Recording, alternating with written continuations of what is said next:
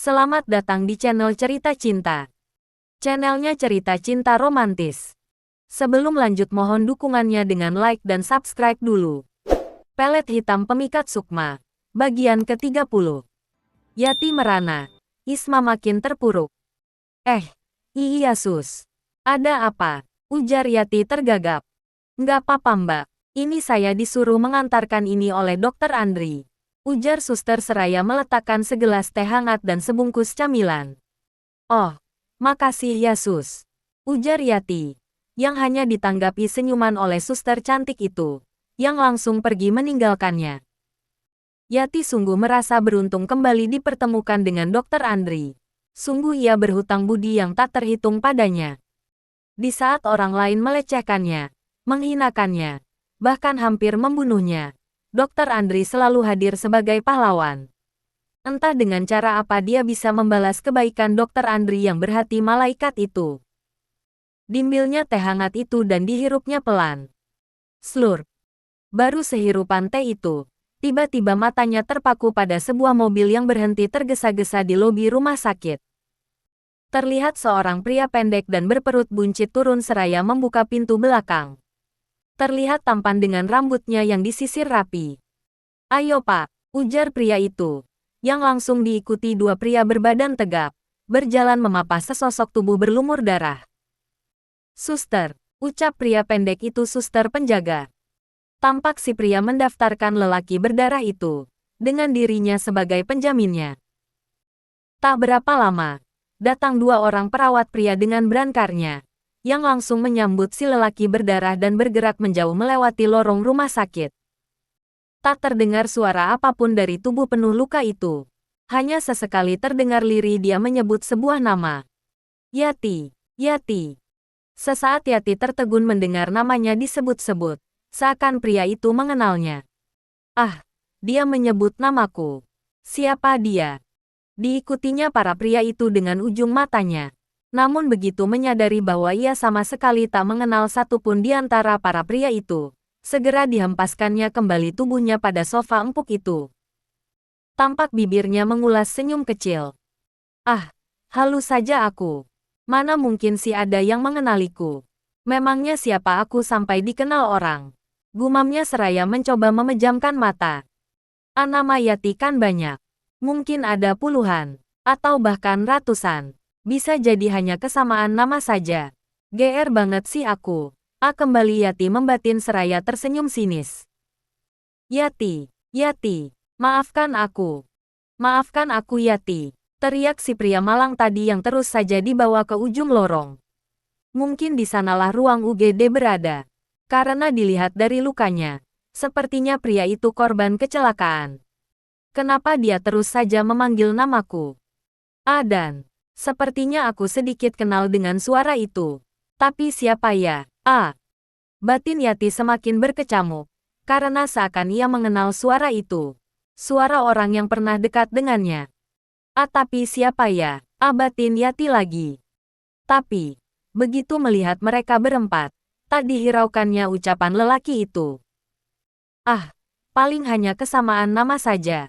Nggak usah dipikirin, ujar Yati yang melanjutkan istirahatnya. Keempat lelaki itu segera berlalu pergi. Tapi tidak dengan pikiran Yati.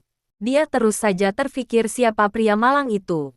Pria gelandangan berambut acak-acakan, berkulit sedikit kuning walaupun saat ini terlihat kusam dan menghitam. Siapa ya dia? Yati bangkit, untuk membunuh rasa penasarannya.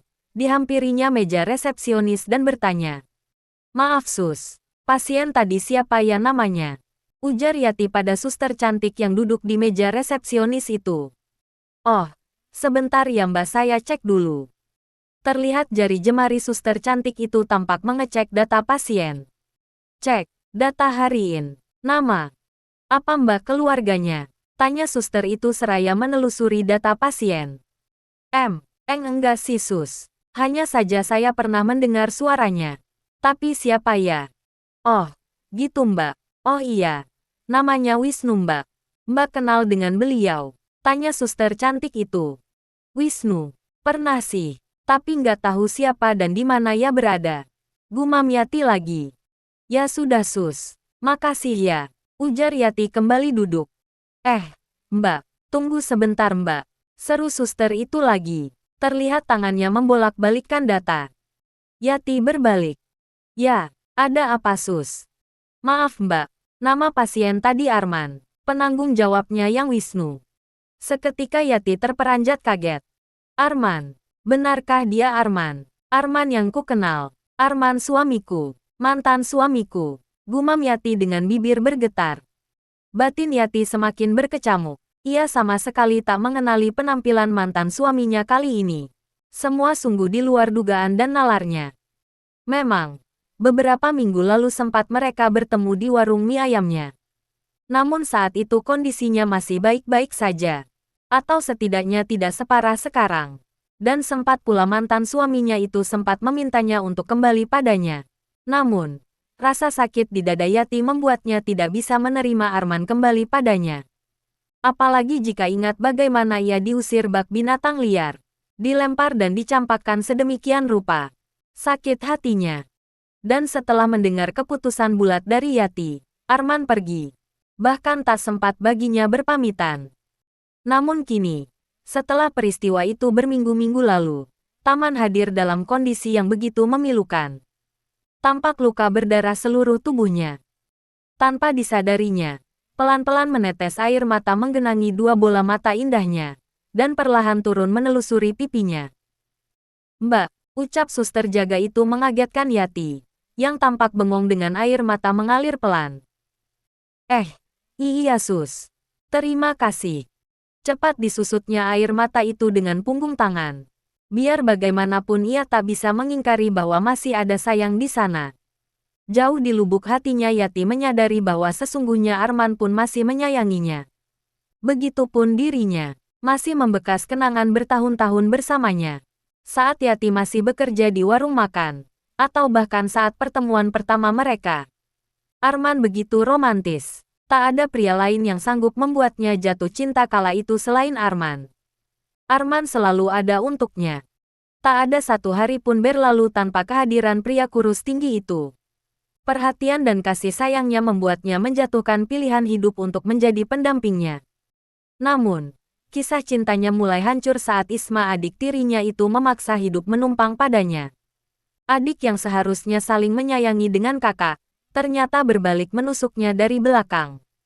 Sering Yati memergoki Isma berusaha menggoda suaminya, namun diacuhkannya saja. Ia percaya cinta Arman hanya untuknya. Dan memang benar, tak sekalipun Arman menanggapi rayuan Isma. Hingga akhirnya kejadian itu. Kejadian siang laknat itu membuat kepercayaan Arman hancur berkeping-keping. Tak ada lagi sisa cinta Arman untuknya. Hanya ada kebencian membara di sana. Yati ketahuan tidur bersama laki-laki lain. Dari gambar yang disodorkan Isma. Arman meradang. Jiwa kelelakiannya tersinggung. Amarahnya memuncak. Hingga puncaknya ia diusir dari rumahnya sendiri. Pergilah kau wanita murahan. Aku muak denganmu. Jangan pernah kau injakkan lagi kakimu di sini. Hardik Arman kala itu. Dan hari pun menjadi seperti ini. Kelam dan pilu. Diusapnya sekali lagi air mata itu. Dibawa kemana pasien itu sus? Tanya Yati pada suster jaga. IGD Mbak, ujar suster pendek dan tegas. Kondisinya parah, ujarnya lagi. Baik, terima kasih sus, ujarnya dan segera beranjak pergi. Yati berlari menyusuri lorong. Tak dipedulikannya tatapan iba para pengunjung di sepanjang lorong. Terus saja dia berlari seraya menghamburkan air mata. Sempat beberapa kali ia hampir saja bertabrakan dengan orang lain yang kebetulan berpapasan dengannya. Oh, maaf, ujarnya dan kembali lagi terus berlari. Hingga akhirnya nafasnya terengah-engah di suatu sudut. Tatapannya melemah, dan ia jatuh pingsan. Bruk. Dokter, tolong dokter, ujar suster Serlina dan suster Naya yang sedang menjaga Isma. Melihat keadaan gawat itu, Dokter Andri cepat bertindak. Diambilnya sebuah obat dan disuntikan pada lubang infus di tangan kiri Isma. Jaga sebentar ya sus. Pastikan tangannya tidak bergoyang-goyang. Ucap Dokter Andri tegas seraya menyuntikkan cairan obat itu. Tak lama kemudian, kondisi Isma sedikit menurun. Tak lagi kejang. Hanya saja nafasnya terdengar semakin payah dan lemah. Demikian juga dengan detak jantungnya. Tadi kejang berapa lama, Sus? Tanya Dokter Andri pada Suster Sherlina, yang memandangnya dengan malu-malu. 5 menitan, Dok, ujar Suster Naya menanggapi. Melihat Suster Sherlina tidak segera menjawab. Ia tahu betul kalau suster itu ada main hati dengan Dokter Andri, walaupun hanya bisa mencintai dalam diam. Iya, Dok. Untung tadi ada aku di sini. Coba saja kalau tidak, entah nasib apa yang bakalan menimpanya. Ujar Suster Sherlina lagi, mencoba mencari simpati.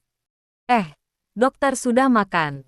Tuh, Sherlina bawain roti lapis selai jeruk kesukaan dokter. Ujar Suster Sherlina seraya mendekati pria tampan itu. Oh, makasih ya, Sus. Tapi tadi kebetulan saya sudah makan. Langsung ke sini karena ada panggilan mendadak. Kalau gitu boleh kok, Dok, kalau mau dibawa pulang. Lumayan loh, Dok. Enak, itu aku bikin sendiri. Ujar Suster Sherlina mencoba bernegosiasi. Melihat suster itu yang bersikeras memberinya sesuatu, timbul rasa iba padanya. Sudah terlalu sering permintaannya ditolak. Tak apalah sesekali diterima, batinnya. Ya sudah, Sus. Saya bawa saja ya. Siapa tahu nanti kelaparan tengah malam. Ujar Dokter Andri seraya menerima pemberian Suster Sherlina, yang ditanggapi dengan senyum sumringah di wajah Suster Tambun itu. Wah, makasih ya, Dok. Ujarnya seraya menatap kagum pada Dokter Andri. Tiba-tiba, terdengar suara aneh dari monitor di samping pasien. Tut, tut, tut. Dokter Andri mendekat. Diceknya beberapa peralatan di sana. Suster, coba saya lihat rekam medis pasien ini. Ucap Dokter Andri seraya menatap wajah manis pasien. Nih, Dok, dia memang manis. Tapi sepertinya usianya takkan lama. Ujar Suster Sherlina seraya menyerahkan berkas. Terlihat tatap mata tak suka dari caranya memandang. Sepertinya kondisinya terus menurun. Dia banyak kekurangan darah, sehingga tubuhnya tak mampu bertahan. Ujar Dokter Andri menatap wajah Isma. Apa yang terjadi dengannya? Tanya dokter tampan itu lagi. Sepertinya si digigit binatang buas, Dok. Lukanya tampak mengerikan, menganga dan hampir membusuk. Ujar Suster Sherlina. Padahal menurut data yang diterima, jarak gigitan itu tak sampai setengah jam. Tapi hasilnya sungguh luar biasa. Ini sangat berbahaya. Kalau tak segera diamputasi dikhawatirkan akan semakin menyebar infeksi itu. Gumam Dokter Andri pelan. Dan yang lebih parah jika racun itu menyerang jantungnya. Kondisinya akan sangat fatal. Dilihat lagi berkas yang ada. Dibolak-baliknya berkas itu. Lalu, di mana keluarganya? Ujar dokter pada Suster Naya. Bersambung.